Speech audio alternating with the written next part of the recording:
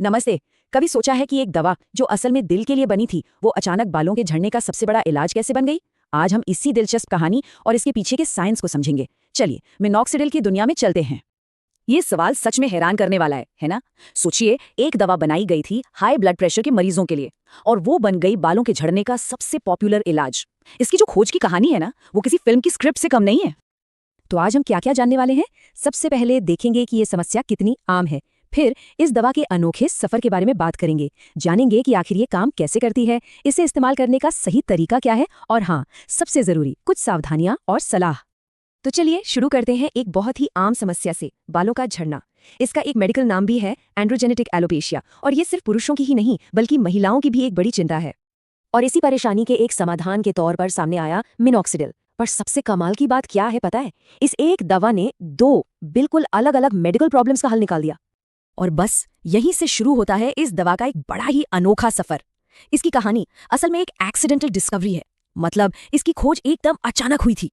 तो देखिए, मिनॉक्सिडिल को बनाया तो गया था हाई ब्लड प्रेशर के इलाज के लिए, लेकिन जब डॉक्टर्स ने मरीजों को ये दवा दी तो उन्होंने एक बहुत ही अजीब साइड इफेक्ट नोटिस किया।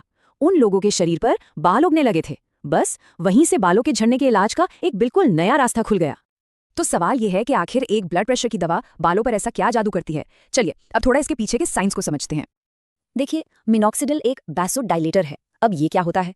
एकदम आसान भाषा में समझें तो ये एक ऐसी दवा है जो हमारी खून की नसों को, मतलब आर्टरीज को फैला देती है, उन्हें थोड़ा चौड़ा कर देती है।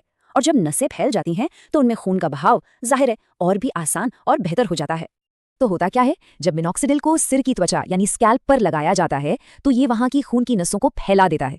इससे क्या होता है, बालों की जड़ों तक ज्यादा खून पहुंचने लगता है और इस बढ़े हुए ब्लड फ्लो से जो हमारे कमजोर हेयर फॉलिकल्स हैं उन्हें पोषण मिलता है और वो फिर से एक्टिव हो जाते हैं और नतीजा, बाल दोबारा उगना शुरू हो जाते हैं। तो इसका मतलब ये हुआ कि ये दो तरफा काम करता है। एक तो ये बाल झड़ने की रफ्तार को कम करता है और दूसरा नए बाल उगाने में मदद करके बालों को घना भी बना सकता है। डबल फायदा। चलो, साइंस तो समझ आ गया, लेकिन अच्छे रिजल्ट्स के लिए इसका सही इस्तेमाल भी तो जरूरी है ना? तो चलिए अब कुछ प्रैक्टिकल बातों पर आते हैं। बालों के झड़ने के इलाज के लिए जो मिनॉक्सिडिल आता है वो टॉपिकल होता है, मतलब सीधे स्कैल्प पर लगाने वाला, और ये आमतौर पर दो मेन स्ट्रेंथ में मिलता है, 2% और 5%।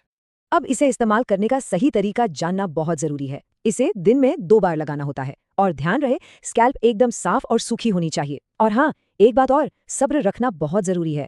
असर दिखने में 2 से 4 महीने लग सकते हैं और सबसे जरूरी बात, इसे लगातार इस्तेमाल करना है, छोड़ना नहीं है। ये बात गांठ बांध लीजिए, रेगुलर इस्तेमाल ही सब कुछ है। अगर इसे लगाना बंद कर दिया तो जो भी नए बाल उगे हैं वो कुछ ही महीनों में वापस झड़ सकते हैं। अब आते हैं सबसे सबसे जरूरी हिस्से पर, सावधानियां। क्योंकि कोई भी दवा हो, सेफ्टी हमेशा सबसे पहले आती है। ये समझना बहुत ही जरूरी है कि मिनॉक्सिडिल दो बिल्कुल अलग अलग फॉर्म में आता है। एक है टॉपिकल मिनॉक्सिडिल जो लिक्विड या फोम जैसा होता है, इसे सीधे सिर पर लगाते हैं बाल झड़ने के लिए। और दूसरा है ओरल मिनॉक्सिडिल यानी खाने वाली गोली। ये सिर्फ और सिर्फ बहुत गंभीर हाई ब्लड प्रेशर के इलाज के लिए इस्तेमाल होती है। और यहीं पर एक बहुत बड़ी चेतावनी है, जो खाने वाली मिनॉक्सिडिल की गोली है ना, उसके बहुत सीरियस साइड इफेक्ट्स हो सकते हैं। इसीलिए इसे कभी कभी भी बिना डॉक्टर की सलाह के नहीं लेना चाहिए। ये सिर्फ डॉक्टर की निगरानी में ही ली जाने वाली दवा है।